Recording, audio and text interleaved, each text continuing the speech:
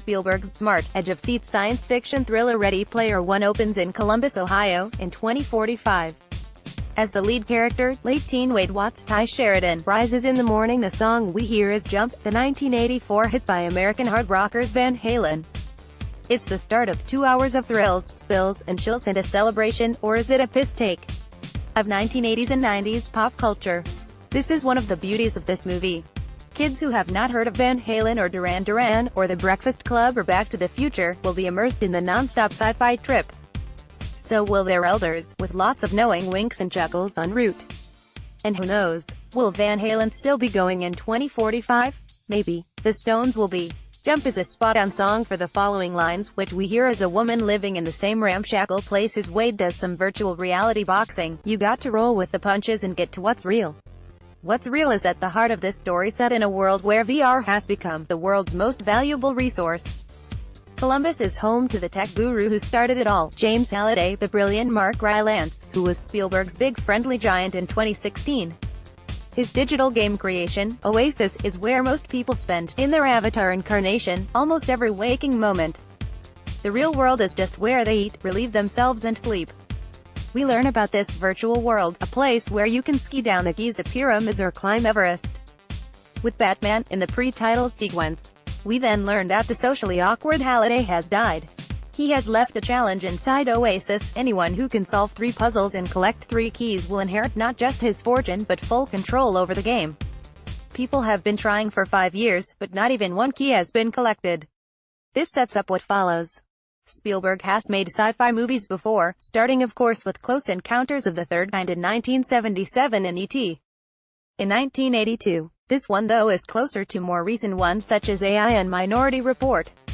Like the absorbing TV series Black Mirror, or Spike Jonze's Her, 2013, in which Joaquin Phoenix falls in love with his computer, the sci-fi we see is so close to what is happening now that the fiction bit could almost be dropped.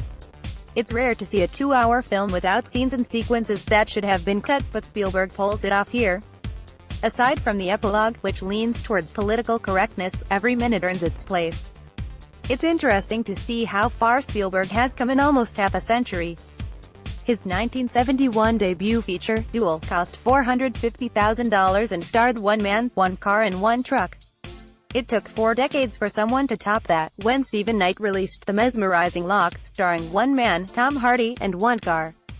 Ready Player One has a vast cast and cost about $200 million, but I suspect it will be an earner.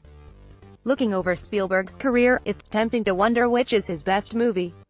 My present self would say Saving Private Ryan or Lincoln.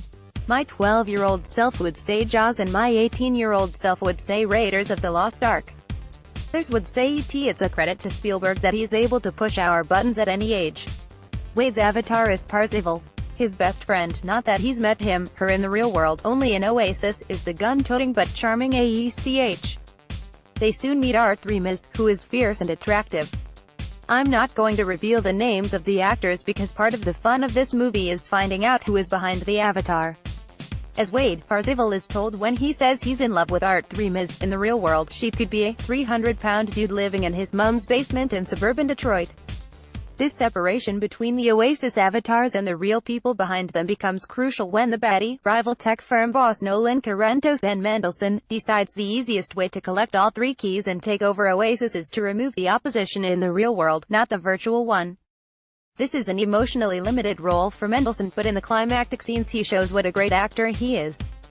You could have a lot of fun listing the pop culture riffs in this movies.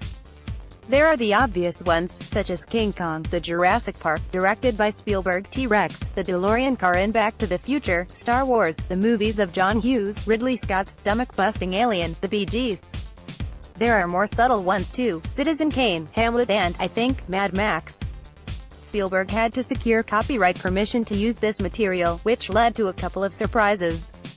The Iron Giant, based on the 1968 book by Ted Hughes, is there instead of the more modern robot the director wanted. And he was unable to use Close Encounters, even though he directed it. The funniest moment is the response when the knife-whirling Chucky doll from the 80s slasher movies is unleashed. The best extended scene is a scarily funny take on Stanley Kubrick's The Shining. It's the only time, in 2045, that a writer is mentioned. Stephen King wrote the novel, someone heroically recalls. It's worth noting that Ready Player One is based on the 2011 novel by American author Ernest Cline, who co-wrote the script with Zach Penn, no relation to newbie novelist Sean. At least Spielberg used the book title, as he did for Minority Report. The latter was based on a novel by Philip K. Dick, who had to wait a while for people to realize he wrote Blade Runner, aka Do Androids Dream of Electric Sheep? To be fair, you can see how the original title would be hard to fit on a movie poster. Ready Player One is a delight from start to finish. A game besides our fate, Sorrento declares. The only question is how far we are willing to go to win it.